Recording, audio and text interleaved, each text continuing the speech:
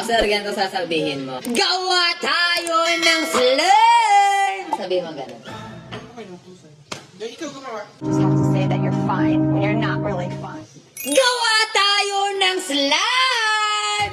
Pero this time may kasama ako. Pakilala ka naman, sir. Hindi niyo ako kilala? 7.2 million followers na Facebook tsaka YouTube 2 million. Gagawa kami ngayon ng magic potion. Ano ba to? Meron kang 8 magagawang magical potion. Quick trivia lang ha. I know how to make slime Real from slime. scratch. Buksan na natin? So parang magbibingo tayo dito, sir. Buksan natin. Ala! Sobrang dami niyang laman! So meron tayong 2 gagawing magic potion. Anong gusto mo, sir? Kulay pink or kulay yellow? Siyempre pink kasi prestige. Diba? Okay lang yan, huwag ka ma-pressure. Alam mo maganda nagkakalat. Basta matuto.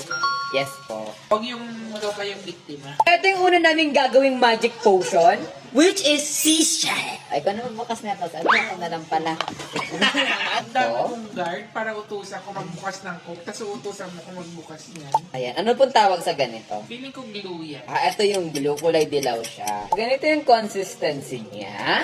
This is the seashell activator. Okay na ba yung ibuhos ko na lahat, sir? Yes. Ito yung gagamitin nating pang blend. Gusto mo sa ko naman? Hindi ako na lang pala. Yeah, I like mag-mix-mix. Lalo ko yung pag-mix ko ng mga lotion na meron sa akin. Anong pong year yun? 19 ano? Saan pinanganak? 2000.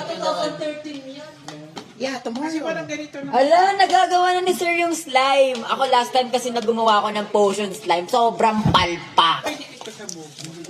Ala, wag sir. Ito na yung nagawang slime ni Sir Manix. Grabe, sobrang well-blended nung pagkakagawa niya ng slime na never kong na-achieve.